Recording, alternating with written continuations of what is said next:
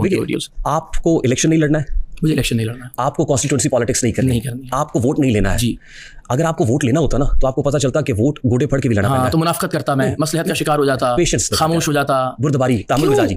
फिर देखिए सवाल फिर वही, क्या उस शख्स को ये करना चाहिए था? नहीं करना चाहिए था। क्या आप और आपके तवज्जुह से जितने लोग ये देख रहे हैं वो अपनी बहन, बीवी, बेटी या माँ के साथ खड़े हुए होते और कोई भी कोई जुमला करता तो उसका रिएक्शन क्या होता? देखिए रिएक्शन आपको कितना बुरा लग रहा है ना कि आपकी फैमिली के सामने ये हुआ। जब आप किसी एक शख्स की फैमिली के बारे में बबांगे दोहल बात करते हैं, पब्लिकली करते हैं, सोशल मीडिया पे करते हैं, क्या उसको बुरा नहीं लगता? मिसाल के तौर पे मैं फिर खान साहब की बात करूंगा। कीजिए। क्या खान साहब की फैमिली से मुतालिक आपने बेहुदा गुफ्तगू नहीं की? मिसाल के तौर पे मैं अब निकालूं आपकी निकालिए ताकि उस पर हम दलील से बात करें कि क्या गुफ्तगू हुई और उसको किस तरह बेहुदा कह रहे हैं।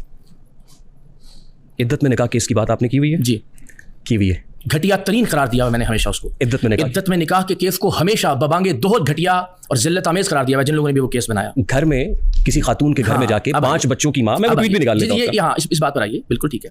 इद्दत केस है, उस पर ऐलान उसकी मजम्मत की हुई और दर्जनों सैकड़ों बार की हुई है। बड़ा ही बेगैरत इंसान है जो किसी दूसरी की बीवी को खुफिया पैगाम भेजता है, लेकिन याद रखना हर कोई बुशरा नहीं होती, कुछ आगे से मुंह पर थूक कर ठुड्डे भी मारती है।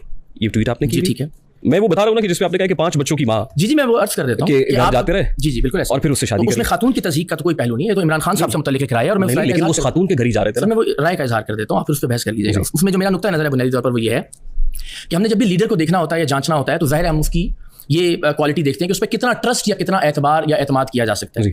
इस स्पेसिफिक मामले में मेरा आपसे ही सवाल है और आपके तवज्जुह से हमारी ऑडियंस से ही सवाल है कि क्या कोई आदमी आपके घर आता हो और आपके घर की किसी खातून से उनको तलाक दिलवा के शादी कर ले? ये आप कैसे कह सकते हैं? कैसे कह सकता हूँ? Do you have any evidence?